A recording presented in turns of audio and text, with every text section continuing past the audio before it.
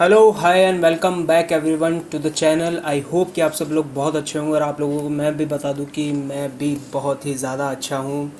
आपने अभी तक काफ़ी सारे वीडियोस देख लिए होंगे मेरे। अगर कोई वीडियो नहीं देखा है या पहली बार चैनल पे आ रहे तो चैनल को ज़रूर सब्सक्राइब कीजिएगा। Class 11th accounts full course एक एक क्वेश्चन के साथ में सारे इंपॉर्टेंट एस्पेक्ट को कवर करते हुए सिर्फ और सिर्फ आपके लिए।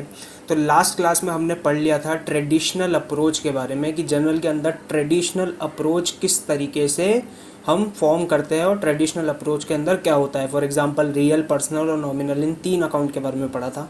वादे के मुताबिक आज मैं आपको पढ़ाने वाला हूँ कौन सी अप्रोच सर? आज मैं आपको पढ़ाने वाला हूँ मॉडर्न अप्रोच की मॉडर्न अप्रोच किस तरीके से फॉलो की जाती है। अच्छा, अब ट्रेडिशनल अप्रोच और मॉडर्न अप्रोच दोनों होने के बाद में हम ये देखेंगे कि जनरल एंट्री कैसे बनती है। उससे पहले अपन कुछ बातें कर लेते हैं। एक बार आ जाइए इधर। हाँ, तो सर हमने क्या क्या पढ़ लिया था? हमने पढ़ लिया था ट्रेडिशनल अप्रोच के बारे में पूरी तरीके से, और आज हम पढ़ने वाले हैं किसके बारे में? आज हम पढ़ने वाले हैं मॉडर्न अप्रोच के बारे में। ठीक है, तो मॉडर्न अप्रोच को पढ़ने से पहले मैं आपको सबसे पहले एक ये चीज़ बता दूं कि आप दोनों तरीके से ही जनरल एंट्री को फॉर्म कर सकते हैं, लेकिन मेरी पर्सनल आपको राय है और मैं मेरी पूरी क्लासेज में सिर्फ और सिर्फ मॉडर्न अप्रोच को फॉलो करके ही क्या करूँगा सर, जनरल एंट्री आपको बनाना सिखाऊँगा। अगर आपको ट्रेडिशनल अप्रोच से जनरल एंट्री सीखनी है तो आप मेरे को ज़रूर कमेंट सेक्शन में बताइएगा, लेकिन मॉडर्न अप्रोच से मेरा सिखाने के पीछे कारण ये है कि modern approach is more appropriate in my eye as compare to traditional approach. क्योंकि जो ट्रेडिशनल अप्रोच होती है which is also known as golden rules of accounting, ये पर्टिकुलर अप्रोच के कुछ एक्सेप्शन होते हैं और सारे डेबिट्स और क्रेडिट और लॉन्ग टर्म में अगर आप इसको बहुत ज़्यादा किसी एक्सपर्ट से भी पूछेंगे अकाउंटेंसी के तो वो यही कहेगा कि गोल्डन जो रूल्स ऑफ अकाउंटिंग होते हैं उसके कुछ ना कुछ ड्रॉबैक होते हैं। और मैं खुद पर्सनली ये चीज़ फील नहीं करता कि आपको ट्रेडिशनल अप्रोच से पढ़ना चाहिए, लेकिन फिर भी अगर आप चाहते हैं तो आप ट्रेडिशनल अप्रोच से भी पढ़ सकते हैं। और ट्रेडिशनल अप्रोच से भी अकाउंटिंग एंट्री कैसे होती है, बात सिर्फ डेबिट और क्रेडिट करने की है, चाहे से आप किसी भी तरीके से करें, लेकिन मेरी नज़र में मॉडर्न अप्रोच ज़्यादा अप्रोप्रिएट है सर कर। ठीक है, और इसके अलावा मैं आपसे यहाँ पे एक और बात करना चाहूँगा कि फिर सर आपने जो ट्रेडिशनल अप्रोच है वो पढ़ाई क्यों और उससे रिलेटेड आपने हमको एक्सप्लेनेशंस क्यों दिए? क्योंकि ट्रेडिशनल अप्रोच आपके एग्जामिनेशन के अंदर थ्योरेटिकल पार्ट के अंदर डायरेक्ट थ्योरी क्वेश्चन के अंदर पूछी जाती है कि रियल अकाउंट क्या होता है, पर्सनल अकाउंट क्या होता है या फिर नॉमिनल अकाउंट क्या होता है।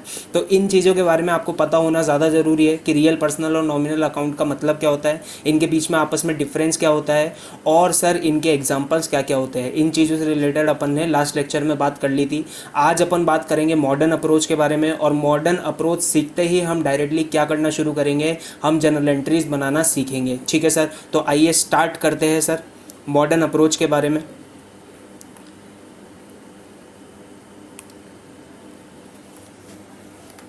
सर मॉडर्न अप्रोच के बारे में आपको बताने से पहले मैं आपको 2-3 चीज़ें समझाना चाहूँगा कि सर ये चीज़ आप अपने मन से, दिल से, कहाँ भी आपको दिल के अंदर कहाँ पे भी बसा के रखनी है, बसा के रख लीजिए। ये चीज़ आपके अकाउंट्स के अंदर इतनी ज़्यादा काम आने वाली है जिसकी कोई हद नहीं है सर। ये चीज़ क्या है सर? सर ये चीज़ है कि अकाउंट्स जो होती है वो बेसिकली 4 चीज़ों पर बनी हुई होती है।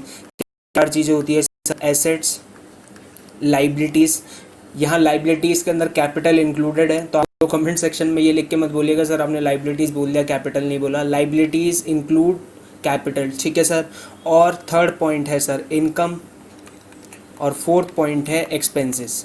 इनकम या फिर कोई प्रॉफिट, एक्सपेंसेस या फिर कोई लॉस। बस सर अकाउंट्स के अंदर ये 4 चीज़ें होती है। इन 4 चीज़ों के अलावा और कोई 5वीं चीज़ नहीं होती है। ठीक है, अगर हम अकाउंट के क्लासिफिकेशन की बात करें तो फॉर एग्जांपल हमने ट्रेडिशनल अप्रोच में क्या सीखा था, रियल, पर्सनल और नॉमिनल, और उनके बहुत सारे ये 3 क्लासिफिकेशन होते हैं।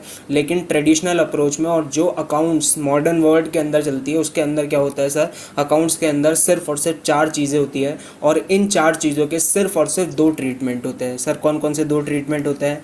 पहला ट्रीटमेंट होता है डेबिट, दूसरा ट्रीटमेंट होता है क्रेडिट। मतलब सर अगर असेट हुई तो वो या तो डेबिट होगी या फिर क्रेडिट होगी, लाइबिलिटी हुई तो वो डेबिट होगी या फिर क्रेडिट होगी। सिमिलरली अगर इनकम हुई तो डेबिट या क्रेडिट, और एक्सपेंस हुए तो क्रेडिट या फिर डेबिट। ठीक है, ये 4 चीज़ों के बारे में आपको जो है वो पता होना चाहिए कि चीज़ें 4 होती है और उनके हमेशा ट्रीटमेंट कितने होते हैं सर? उनके हमेशा ट्रीटमेंट 2 होते हैं। क्या बोला मैंने? चीज़ें 4 और उनके ट्रीटमेंट कितने सर, उनके ट्रीटमेंट 2। ठीक है, तो ये चीज़ आपको मालूम होनी चाहिए। ये चीज़ मैंने आपको क्यों बताई वो आपको अभी आने वाले 5 मिनट के अंदर पता पड़ जाएगा।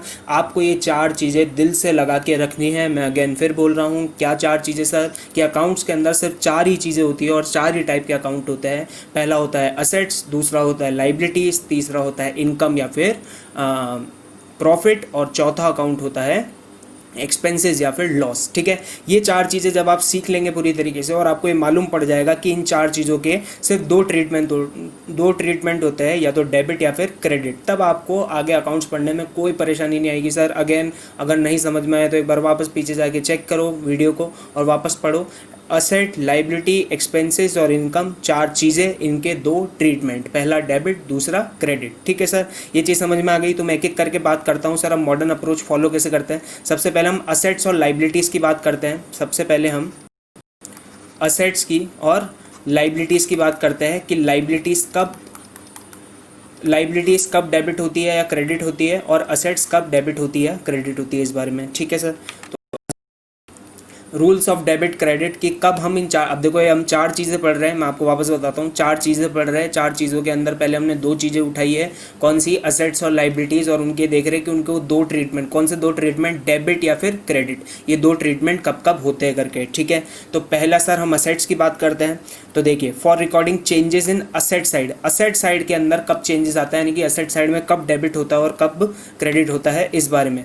तो देखिए, 2 फंडामेंटल रूल्स होते हैं। रूल नंबर 1 क्या है सर, रूल नंबर 1 है recording of changes in asset side के अंदर क्या होता है sir, increase in asset is debited. मतलब असेट के अंदर अगर कोई इंक्रीज हो रहा है, फॉर एग्जांपल असेट थी 10,000 रुपीज़ की, हमने 1,000 रुपीज़ की असेट और परचेज कर ली, तो यहाँ असेट के अंदर क्या हो रहा है, इंक्रीज हो रहा है। ये इंक्रीज हमेशा क्या होगा सर, डेबिट होगा बुक्स ऑफ अकाउंट्स के अंदर। ठीक है सर, और अगर असेट के अंदर कोई डिक्रीज़ हो रहा है तो वो क्या होगा सर, वो क्रेडिट होगा। इसका भी एक एग्जांपल देख लीजिए, 10,000 रुपीज़ की असेट थी, हमने 1,000 रुपीज़ की जो असेट थी वो सेल कर दी। ठीक है, तो यहाँ पे असेट डिक्रीज़ हो रही है, और अगर डिक्रीज़ हो रही है तो इसे क्या करना पड़ेगा, इसे क्रेडिट करना पड़ेगा। ठीक है, अब देखिए लाइबिलिटीज साइड के अंदर क्या होता है, nothing but reciprocal of debit side. मतलब सर, मतलब अगर असेट के अंदर असेट की वैल्यू अगर प्लस होता था, मतलब असेट अगर हम परचेज करते थे, असेट की वैल्यू में इंक्रीज होता था तो हम डेबिट करते थे।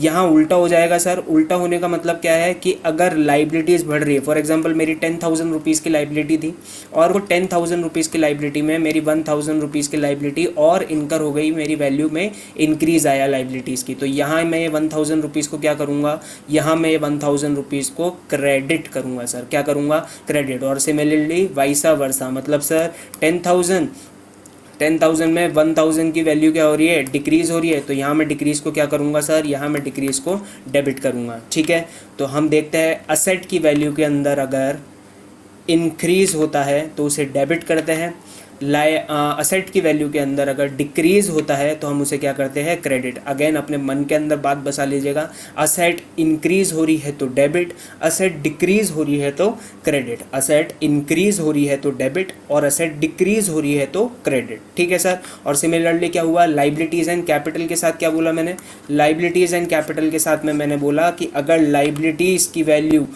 क्या हो रही है, इंक्रीज हो रही है, मतलब बिजनेस के अंदर लाइबिलिटी इनकर हो रही है या फिर बिजनेस के अंदर और कैपिटल आ रही है, बिजनेस के अंदर अगर लाइबिलिटी इनकर हो रही है या फिर बिजनेस के अंदर और कैपिटल आ रही है तो हम उसे क्या करेंगे, हम उसे क्रेडिट करेंगे सर। क्या करेंगे, क्रेडिट करेंगे। ठीक है, ये देख लीजिए। और अगर लाइबिलिटीज़ की वैल्यू कम हो रही है तो उसे क्या करेंगे, डेबिट करेंगे, या फिर कैपिटल की वैल्यू भी कम हो रही है तो हम उस पर्टिकुलर अकाउंट को क्या करेंगे, डेबिट करेंगे। फॉर एग्जांपल 10,000 रुपीज़ की मेरी क्या थी, एक लाइबिलिटी इनकर हुई, तो मैं क्या करूँगा, मैं मेरी लाइबिलिटी, वो जो भी लाइबिलिटी का नाम होगा, फॉर एग्जाम्पल मैंने लोन लिया, ठीक है, तो लोन मैंने इनकर किया, तो लोन अकाउंट है सर मेरा, ठीक है, और लोन मेरा इंक्रीज़ हो रहा है। इंक्रीज़ होने का मतलब क्या है सर, मेरे लोन की वैल्यू में बढ़ावट आ रही है, तो उसे मैं क्या करूँगा, क्रेडिट करूँगा। तो जनरल एंट्री में इसे क्या किया जाएगा, टू लोन अकाउंट, या फिर हम क्या कहेंगे लोन अकाउंट क्रेडिट, ठीक है। अब वो क्या है क्रेडिट और डेबिट, जनरल एंट्री कैसी बनती है वो अपन अगले पॉइंट पे बात करेंगे। लेकिन अब आप ये देख लीजिए कि कोई पर्टिकुलर आपको क्या करना पड़ेगा, अकाउंट आइडेंटिफाई करना पड़ेगा। वो अकाउंट में आपको ये चेक करना पड़ेगा कि ये चार में से किस नेचर का है। फॉर एग्जांपल असेट नेचर का है तो इंक्रीज हो रहा है तो डेबिट, डिक्रीज हो रहा है तो क्रेडिट। लाइबिलिटीज़ या कैपिटल नेचर का है तो इंक्रीज हो रहा है तो क्रेडिट, और डिक्रीज हो रहा है तो डेबिट, ठीक है।